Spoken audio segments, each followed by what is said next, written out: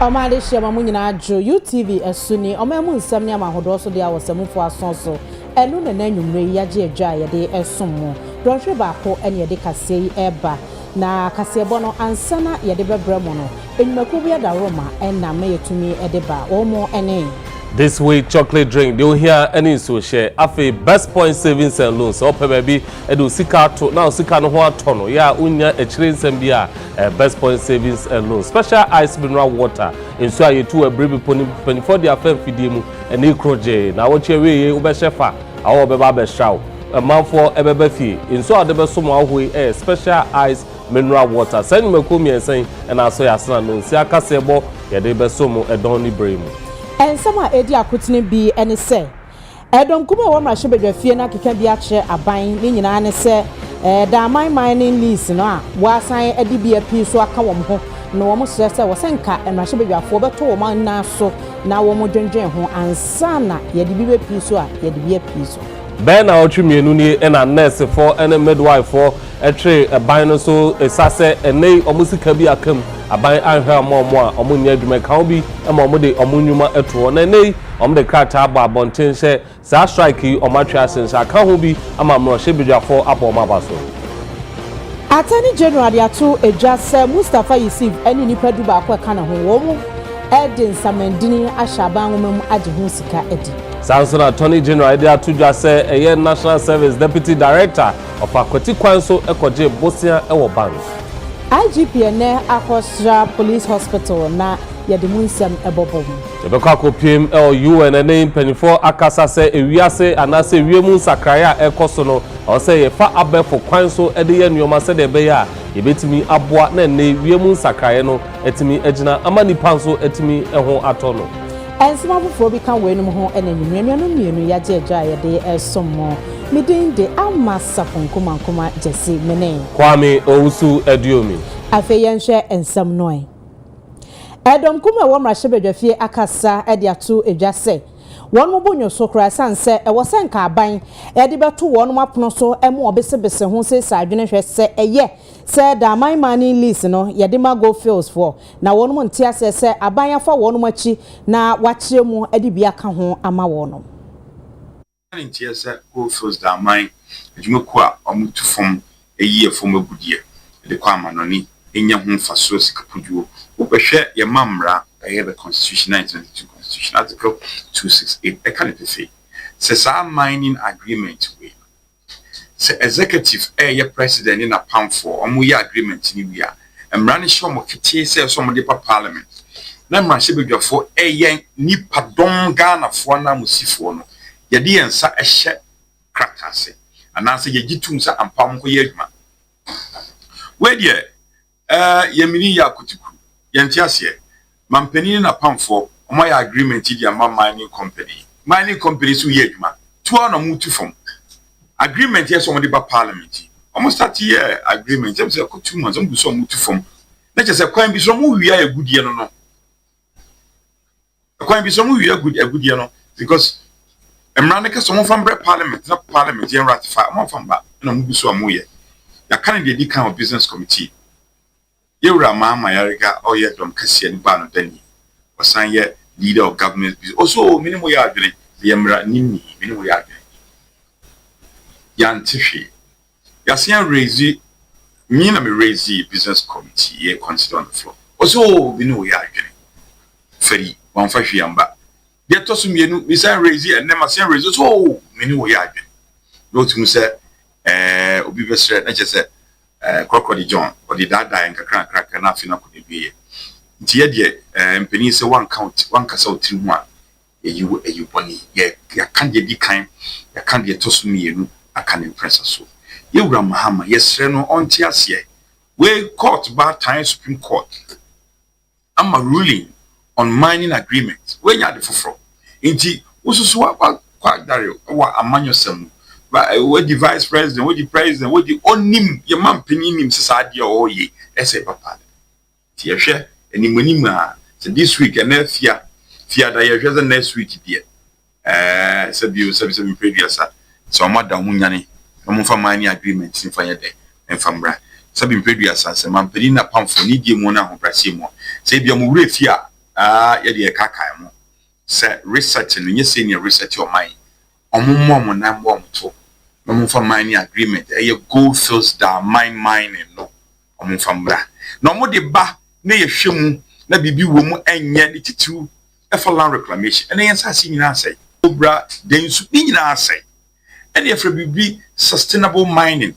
Every mining company bia we are afana bia there is a model. Your quiet first why you quiet to the UN and other environmental agencies such as say a quan way ni quan pie first e two from a good year from so body and can them manage chima. Job I fear the Miankasa Miti has so be environmentalists. It's money in your margin is said, oh, Parliament, a Baba rubber stamp it, your money be a better to media there be.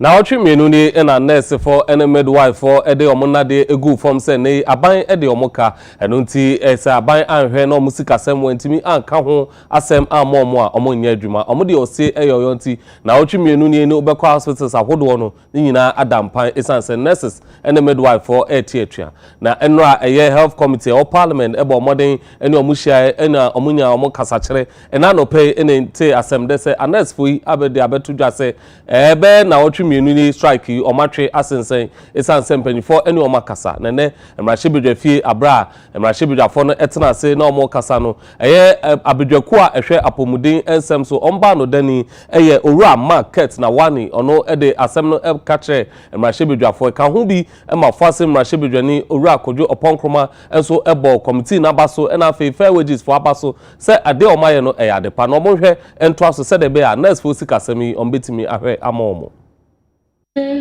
They promised to go and see their council after our deliberations. And I think this morning, just like my leader said, they have announced that they are back to work. But that is not the end. Members of Parliament, we need to continue to fight to ensure that some of their requests, the executive arm of government will listen to them. There should be a point of intersection. There should be a point of agreement. And so we have fixed another meeting on the 26th of June.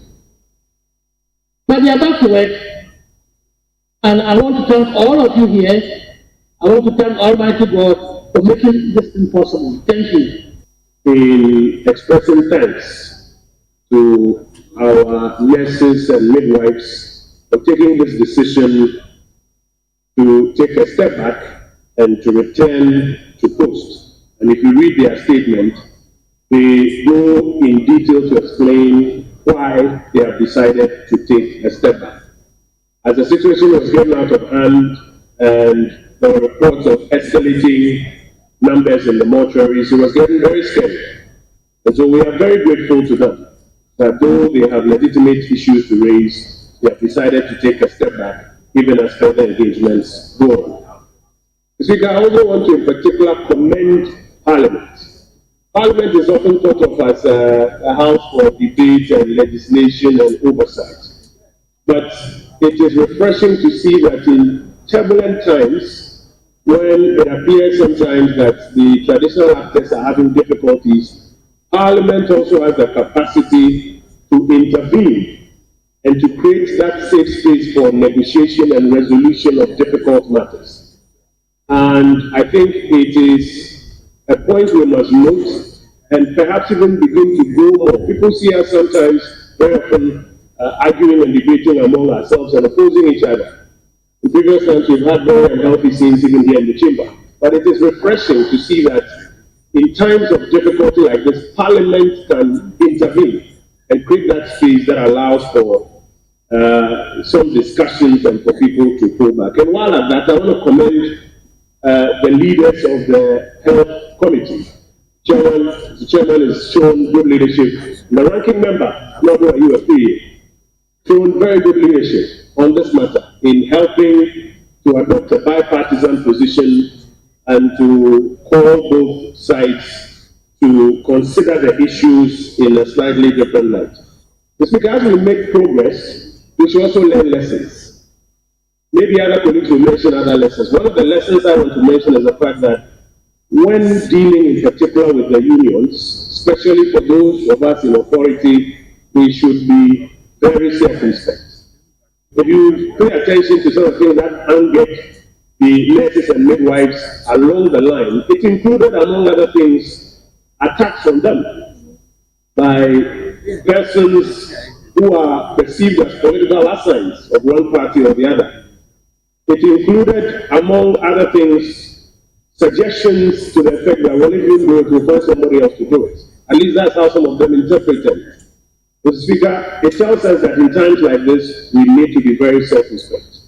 The fact that we are going back will not be used as an excuse to ignore all the concerns. They have legitimate concerns. They have been magnanimous. Let's also show good faith as a nation to them. I thank Mr. Speaker for the opportunity. Bia West Marche Bejani Onumunyamfo Tanko Mustafa Amadu de ato ewura no ewonwuma na afei adetonfo anim se wose wono ada wonte wone ma so sanse fa ngo bo abafom na abo amaganda ni ho ha no kakra ye hwe yenuanum a omowo the fuel industry on say abra ye ba ban mu na fuel nam 15 class even before election then nam 17 na ye take it over from 15.6 and binum kra tonfu were less than 11 cities and it's a share almost wa mu nyina import normal the same dollar yana omoto and omodi import normal nyame ya adum ye ba ye ya etimia no mayi omate so nti de misre oma omo import normal nyina ratitu omode omo mafa imports and harbors so meche omudi ka dwai omo other sectors the best row mo say ahyase ne de na emu awuram say be mo mate omo no maso putupro ne mum no say akwa anim kakra nti omo old stock na omo woni ogidi say by now na eden abafom the stress government effort are we put in place no omo be boa government na atimi are reflect in the lives of the ordinary Ghanaian said the beya Ghana for bi hunu the change that they voted for no omo be hu ehun mfaso.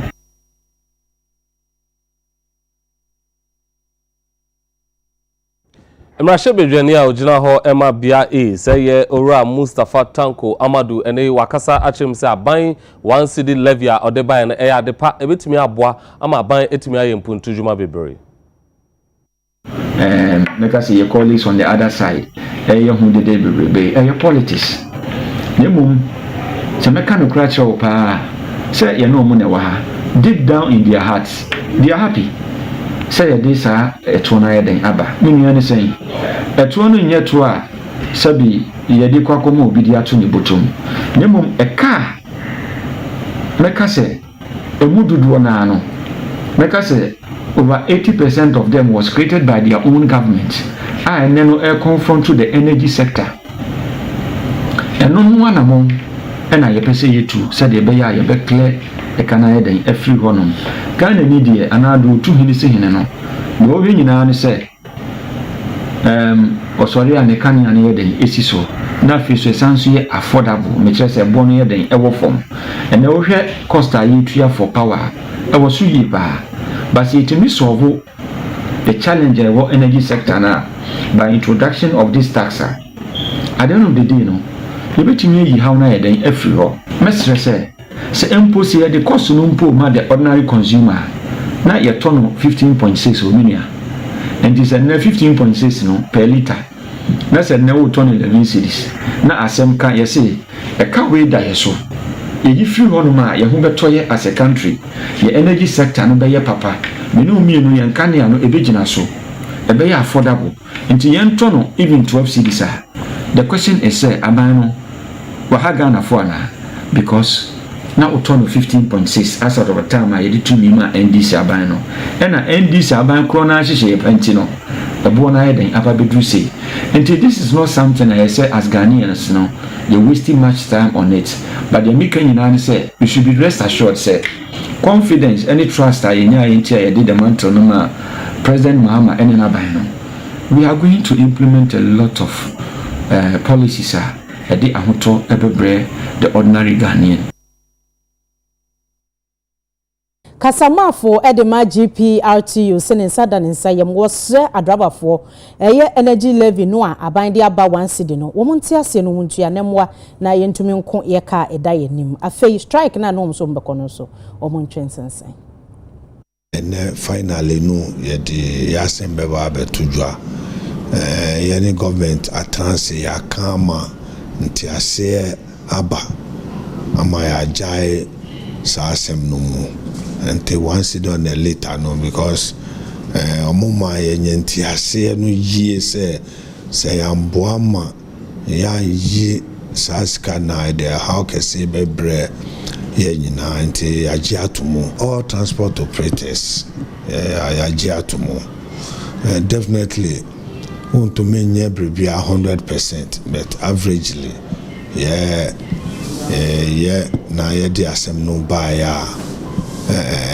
nti ase ya nye no ama ya atwe asan nti long and short of it no say ya dia ya ji atomo furthermore no ya expect say fuel prices no ankasa ebe koso akofom ama ye no na assurance be a omo de atu ye nim de woman no say for now no baby e wo no ye 1 cedi on every liter and no ye sky be ba to sika no so because ye na to ya and so to abribia you definitely have to pay for. There's no way ebe higher ye na ebe to ya yes unto can say no de ye na to ya that obia bomode na ye ngintumu na ye nkoye nim ye so wa privilege ye lorry fare ho asem no ye wa privilege ye asitramo sisa ye to me trase na ya sisa ye lorry fare na nim ante no so ye privilege da ho maye sene be ye nsisi the public general public no marginal public no so nsisi ye ante obi anya abote na ya somu na yenkoye nim Bafotre Sonko Emma UN Secretary General Emma Sustainable Energy Damilola Ogumbiyi ene wakasa achemu se abe for kwan yafa so ede eboa se de be ya wiemu sakra betimi etumpo no ade eye mpanifo enhwe no montine mu ye. A local female entrepreneur that is really focused on using technology to solve the climate crisis. She's focusing on automobiles assembled in Ghana by young Ghanaians that are really looking at how does climate tech help us solve these things. And that's what encourages me because of all the young entrepreneurs we have on the continent. The other thing that brought me here is that the transportation sector is a sector we have to take seriously when we're talking about emissions, but we're always talking about quality of life. So having a product that solves those issues for the most vulnerable, but also for the urban environment was very critical today. Transport accounts for almost 20% of that. So if you think about it, you can't really have an energy transition if you do not take care of your transport sector. So if you think your transport sector, your power sector, the way you build buildings, your agricultural sector, they all have to come in as part of an ecosystem. And if you think about what we're seeing here, it touches on all those ecosystems, right? Trading, goods, farming, everything is delivery through a transport system. So that's why I'm so excited to be here today. As a country, we are using a lot of petrol motorcycles, petrol vehicles. And where we are now is that we need to stop using petrol. It's expensive and it's bad for our environment. And the first starting point for not using petrol is having access to good quality, affordable electric vehicles, and that's essentially what we do here at. We have spent the last year building the factory, training young Ghanaians on how to do assembly to be able to produce more vehicles. But I think the biggest thing that we need to be able to scale up is the right policy environment to make sure that we're supported for growth and we also get access to affordable capital.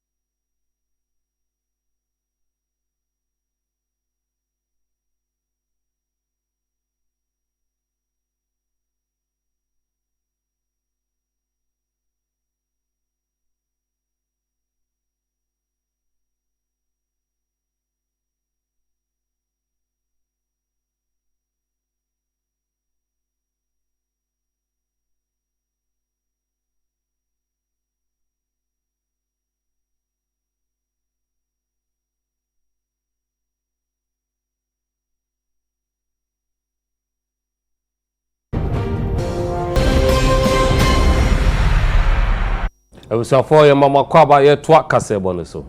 Ye to so dia na ye bohwi na yakoya sofo mpanyimfo wo oman mu.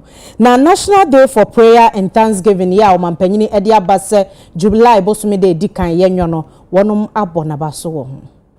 National Day of Prayer and Thanksgiving Planning Committee edi ababetu dwa se nyame aya adoma July bosomini da edikan no womo de besi ho na wabɔ mpae adatwedi amponyankopɔn ase ɛwɔ pempenso a wode oman yi ababedu eno ɛna titinani a wono ɛda National Day of Prayer and Thanksgiving ano yewura Elvis Afri Ankra omotimi abom homode asofofo mpanyifo mienu ɛwɔ man we mu no womo akwakosra womo ebra womo kopie mu General Superintendent of Assemblies of God Ghana Reverend Dr. Stephen Wingam Akache eno ena wase ohye enhyehyɛ ahodo a committee no eye no a eye papa ebeboa amasoma ahodo ewo man we mu no atimi aka abomu na wase wono na famudie bia wase wode boa se de bia mpaye a ye bebo ne ase de be matwedi amponyankopon no ono so ede ne ho ebehyem no kyem se eye ade papa ebeboa oman no okay. 2 Chronicles 7:14 a Bible train say or say so mine beba together na yenu ye ho na abre ye ho ase na yesu afre na or say obeti empire or the ebone be chen na wasa no yare asase ni gina o economy no o man bi antumi ntumpo reba nyame nsa anim and International Day of Prayer no de eye ade papa okwa America ade ba kwa America for omo Thanksgiving Day omo fe ndiagro enti yesi gina ebe sum na dano dua anka ye minimize commercial and social activities o te ka mu odanyo ka bibi chire rade ma o man no ye dana se ni ase ni shira enu nti Ghana for yen sum na se na maka na dano ye expect sem pa bono ndos akache planning committee no speeches no no nya minimum mo se ye say prayer meeting enti ye bedu wona ye nya mre na Ghana fontumi sufre rade betie enu achi no Action Chapel International founder and general overseer Archbishop Nicholas Duncan Williams so ekasai se ono so wata omachi papa na eno obo mampanyi John Dramani Mahama ni sodi hu na wo hwe se yeyi da ba ko asiwo se ebebo mpaye e de ama oman no na fe nsu yesa da twedi amponyankopon ase no se eyade ehia pa na ewo se nipa wo hwe se nyame ya wade a ewo se woma nani wani eso enti ade a aban no aye no ebeboa papa. Thanksgiving is an attitude of gratitude, and anybody who doesn't show gratitude don't live long. And nations that think and believe that they can do without the Creator and the Most High, if you see what is happening all over the world and the nations today, they are crumbling because our economics, they are unable to fix our economical problems and our issues. It takes the wisdom of the Creator, the Most High, to fix the problems of humanity. And He is the Creator. He manufactured us and the nations, and we cannot do without Him.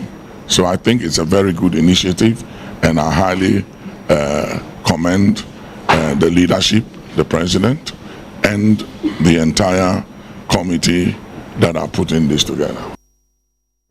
Attorney General and Afe Minister for Justice Dr. Dominic Ayene ene wa friends central phone shemu akasa achemu se ene penny kwantre for abedi tria ono no war National Service Authority eye gifty or worry of akoti kwanso eje aban besia na emfa emra kwanso. Of the authority, there was no indication that Block Supply was a registered vendor. Within 2 service years, suspect Gifty Oware Mensah used a total of 9,934 ghost names to misappropriate the aforementioned funds. Investigation further established that after ADB transferred the funds into the account of the company, she subsequently transferred the funds into 4 different company accounts, with the names of Amiacom, Scaffold, Ochi, and Aristo Logistics and Trading. It was further established that suspect Gifty is a director of Amiacom and Scaffold Company Limited belongs to suspect Abraham BECE. That between 10 March 2023 and 24th May 2024, suspect Gifty transferred 22,925,518 Ghana cedis and 69 pesos to Amiacom, 1 million Ghana cedis to Scaffold, 1,572,000 Ghana cedis to Ochi, and 5,200,000 Ghana cedis to Aristo Logistics and Trading. We have this on record.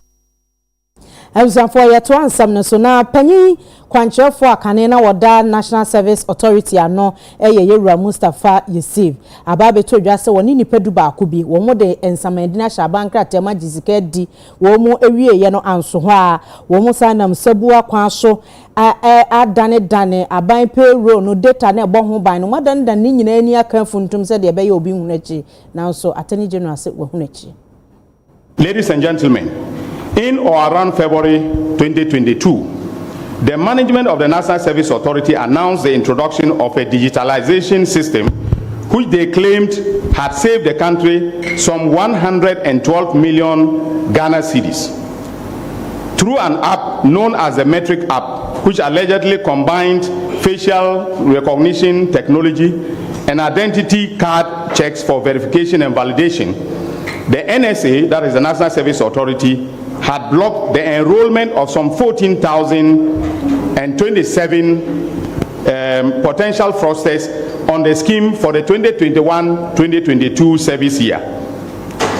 Despite these claims, when our current Minister of Finance, the Honorable Dr. KCL Atuforsen, ordered a head count of all National Service personnel as a precondition for the disbursement of arrears of allowances payable to the personnel dating back to August 2024, it was discovered that around 885 were ghost names. Our investigations have revealed a sprawling criminal enterprise whose network covers the entire country. This criminal enterprise was run by top-level executives of the National Service Authority and their accomplices in the private sector, known as vendors or service providers. This criminal enterprise resulted in the siphoning of huge sums of public funds into private pockets. In total, we can confirm from our evidence on the docket and from interrogations that a whopping 548,333,542 cedis and 65 pesos. That's how accurate. In the 2022-2023 service year, this is the one that is more surprising and very shocking. 350,926,977 cedis and 7 pesos were lost. No, 12 pesos was lost to the state. And then for the 2023-2024 service year, 32,881,157 and 7 pesos was lost to the Republic. In total, as I stated, we lost over 548 million Ghana cedis to the criminal enterprise perpetrated by these executives, these directors and staff, as well as the service providers in the marketplace. The criminal enterprise that resulted in the loss of this colossal sum of money to the state involved the creation of ghost names within the NSA payroll system. Chidom here ono ene wo sehwi yoso afi ono anso ene ye hene ema sehwi nzua na elio panyi a otoso mienu ene wakasa a champanyfo a ehwe nwomasuan so se omonhwe na ye nwomasuan no bebie tosini no omonhwe NCC se de be ya ye mane dache ebetimi SCP esita Culture of form teaching MC and aban MC examination of practices. You keep correct. In fact, you don't know government is an issue. NPP are also in 100%. On BECE, in 100. And then we company I found here in this scholarship at all. You can imagine.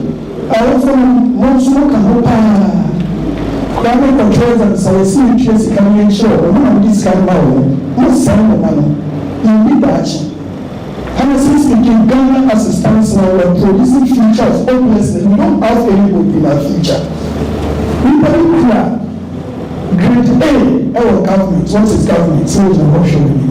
And that is the true reflection of the sort of products that are coming out now. And it is a disaster for us. And then and all in the name of politics. NBC percent the time, because we're 100%. NPP percent the time, because we're 100%. It was sell Bampa and family. This has also reflected in what we see outside there. And then the greater here, say, your money in the Okada. Often impossible to go to power because you say results in Italy or Troy to be a Okada. China said American can say, "Yede it's here, Abama and Frano. No one any dear, any dear Kake, Obenia, Seven, one with me, no ocean, yes, ocean, a bit me on one. Now, a year after one Ankasa say additional for na account Bushia, Naka, a Potama, or a GD pass a ye Adeswa, Siapa, Fiaban, and a Seven, Nanano, and a Bushia.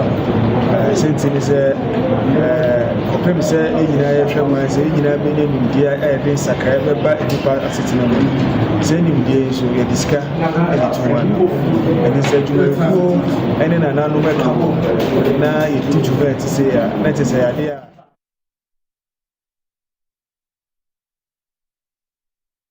We saw for a better near home at Jabba from Crato, back as a bonnet to us.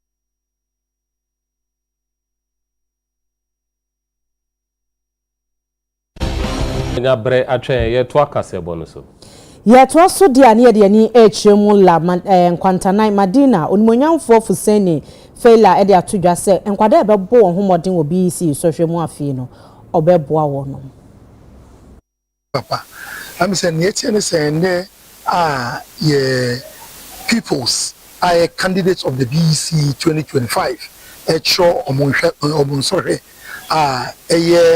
the first level or the second level to graduate to the second cycle institution adebia ewunya say yenuma yeda omenim as leaders of the community and as servant leaders of the community say yembe di omenim na yen mom nkwahye bi yen encourage omo say ejuma ya omo tro no omo say omo nko na omo tro nso hwei nanso yenso yeta omochi eni mpaibo eni akoye na yetimi akayo mobom ewu say Madina ebenya ntuma pa afra na to so mi no nso no eni say nso so ya etwe mo amunim yenya yegina se yenya yefempe ya femida na eto bebia na edu sai pepe so ya wo se na nipa ase wo prepare na che se why basa ninya unyiya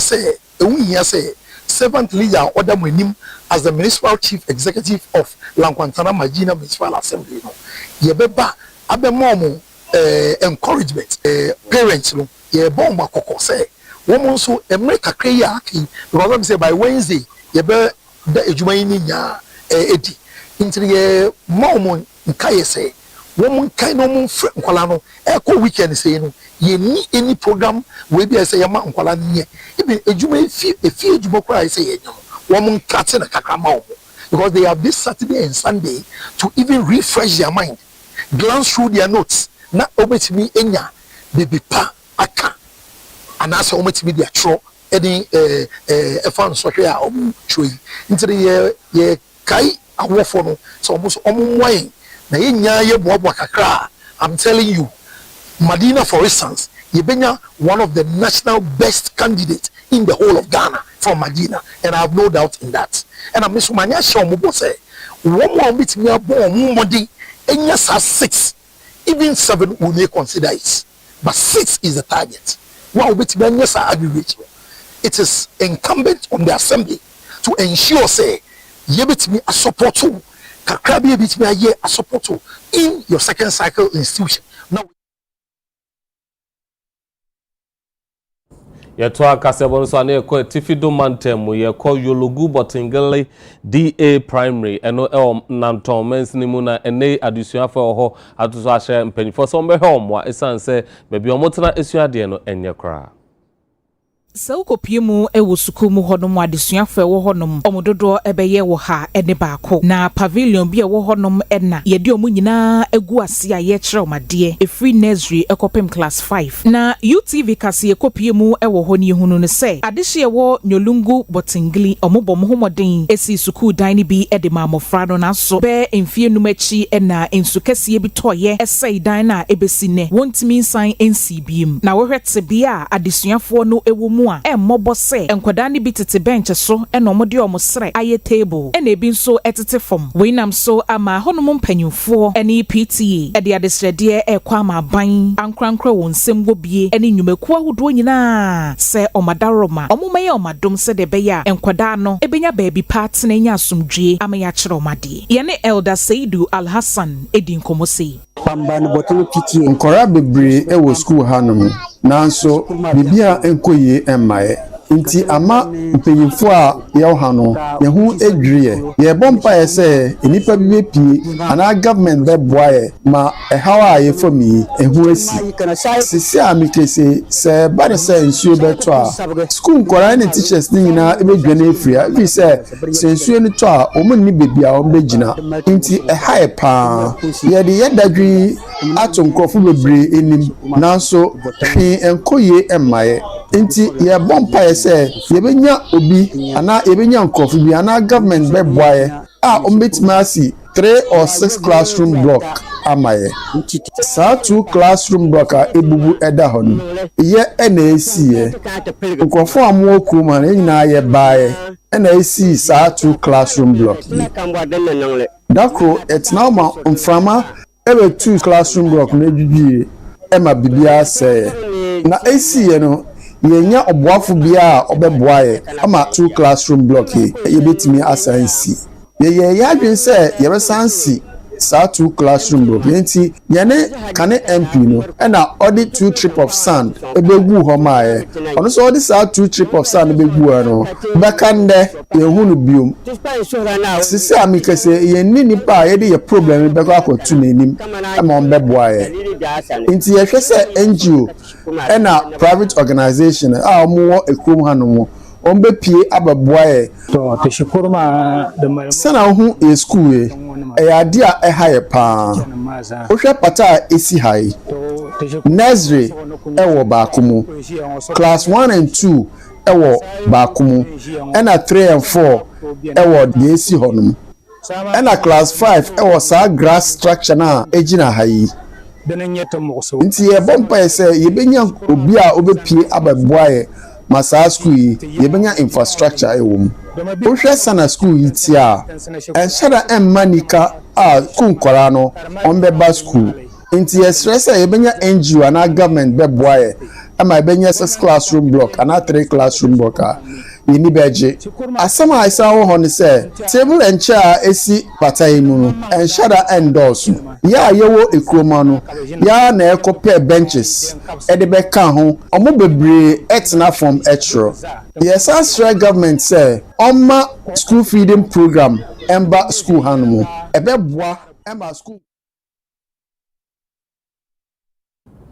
we abusia for hani ye de kase bonu nyina AC na pep student si yamo amane wadalma enanwumre wokoda na wabomodea atwi osense de be ya unkobo moto ho mfangu u partner so na aboa na wapomoden ne wosenso ahoden no agane na so na ansana ye bekono madawo mebru matade a hyemi Rowena Creations omo ene pam ede hyemi na womuni atwi kra omo wo Spintex Road ho na Rowena for ediom kwi mepa chow sa wo pe obata de be matade engagement bibia wo ye bia frɛ Rowena for 0244 244 301 and answer 0200 7539801 me patrol and also say www.rowenacreations.com and so okohwa obenya wo mo measurement o send there on be pam be e de amount yeah that this way for us say yeah that special ice and so I say so mo boy chidom enanwumre enuanum yenu ayebesom medin de ama sapon kuma jesi meni abema Kwame Owusu Adiomi ya momo ene hwa ye gemi ahinawa